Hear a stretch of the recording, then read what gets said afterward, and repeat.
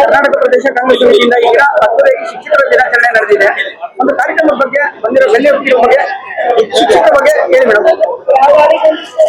ಇವತ್ತು ತುಂಬಾ ಸಂತೋಷದ ದಿನ. ಕೆಪಿಸಿಸಿ ಶಿಕ್ಷಕರ ಘಟಕದಿಂದ ನಾವು ಕೊಡಗು ಜಿಲ್ಲೆಯಿಂದ ಬಂದಿರೋದು. ನಮ್ಮನ್ನ ಗುರುತಿಸಿ ಸನ್ಮಾನ ಮಾಡಲಾಗಿದೆ. ತುಂಬಾ ಸಂತೋಷವಾಗ್ತಾ ಇದೆ. ಇದೇ ರೀತಿ ಪ್ರತಿ ವರ್ಷ ಎಲ್ಲಾ ಶಿಕ್ಷಕರನ್ನು ಅವರ ಪ್ರತಿಭೆಯನ್ನು ಗುರುತಿಸಿ ಅವರ ಸನ್ಮಾನ ಮಾಡುವ ಕಾರ್ಯ ಮಾಡುವುದಾದ್ರೆ ಈ ಶಿಕ್ಷಣ ಮಟ್ಟದಲ್ಲಿ ಖಂಡಿತವಾಗಿ ಉತ್ತಮವಾಗಿ ಬೆಳೆಯಲು ಸಾಧ್ಯವಾಗುತ್ತದೆ ಅಂತ ಹೇಳುತ್ತಾ ನನ್ನ ಮಾತನ್ನು ಹೇಳುತ್ತೇನೆ. ಜನ ಶಿಕ್ಷಕರು ಎಲ್ಲ ಬಂದಿದ್ದಾರೆ. ನೀವು ಪಾಠ ಮಾಡಿರೋ ವಿದ್ಯಾರ್ಥಿಗಳು ಎಲ್ಲ ಒಂದು ಉನ್ನತ ಮಟ್ಟ ಸ್ಥಾನದಲ್ಲಿ ಹೋಗಿ ಹೈಫೈ ಆಗಿ ಜೀವನ ಮಾಡ್ತಾ ಇದಾರೆ. ಶಿಕ್ಷಕರೆಲ್ಲ ಸರಳವಾಗಿದ್ದಾರೆ. ಬಗ್ಗೆ ಸರಳತೆ ಮೆರೀತಾರೆ.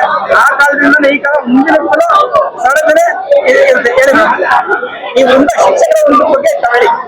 ತಾವು ಶಿಕ್ಷಕರಾಗಿದ್ದಾರೆ ಹೇಳಿ.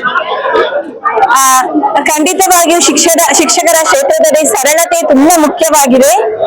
ಆ ಸರಳತೆ ಇಲ್ಲದಿದ್ದಲ್ಲಿ ವಿದ್ಯಾರ್ಥಿಗಳು ಕೂಡ ನಮ್ಮನ್ನು ಗೌರವಿಸಲು ಖಂಡಿತವಾಗಿಯೂ ಸಾಧ್ಯವಿಲ್ಲ.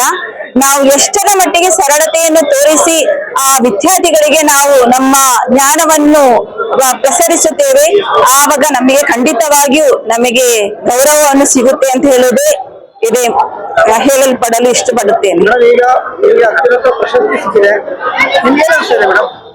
ನನಗೆ ಅಂತೂ ತುಂಬಾ ಸಂತೋಷವಾಗ್ತಾ ಇದೆ.